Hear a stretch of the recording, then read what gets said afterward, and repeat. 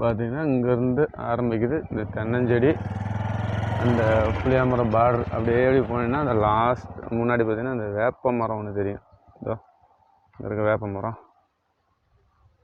இந்த வேப்ப மரம் இங்கேருந்து போனீங்கன்னா அப்படியே அந்த லாஸ்ட்டு இந்த வாழை மரம் இருக்குது பாருங்கள். வாழைத்தோப்பு, தென்னந்தோப்பு எல்லாம் சேர்ந்து மொத்தம் 3 ஏக்கரா வருது. இது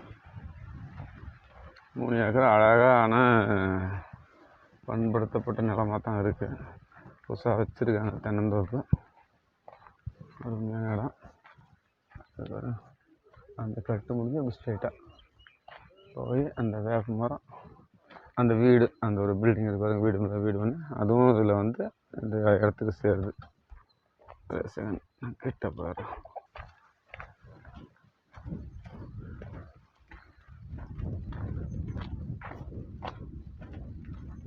இந்த வீடு பக்கம் அந்தாச்சு. இந்த வீடும் அதோட சேர்ந்து இருக்கு. அதுக்கு சேர்ந்து தான்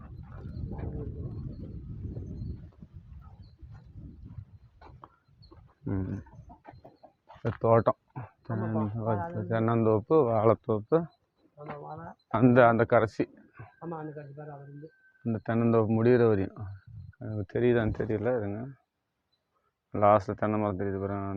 அந்த இடம் லாஸ்ட் அவ்வளோ தூரம் வரையும் இருக்குது. கிணறு இருக்கா? 3 ஏக்கரா.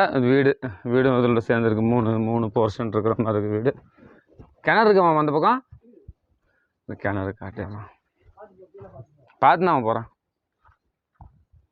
அந்த பக்கம் பார்த்து நம்ம வந்த வழி அது. அதை விட்டு தோப்பு மொத்தமாக 3 ஏக்கர். தண்ணி இருக்கிற மாதிரி இருக்குது. ரொம்ப ஆழமாக இருக்கும் போல கிணறு.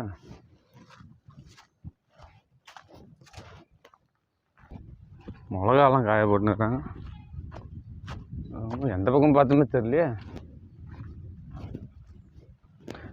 இது எல்லாமே சேர்ந்தது தான் அந்த இதுக்கு 3 ஏக்கர்.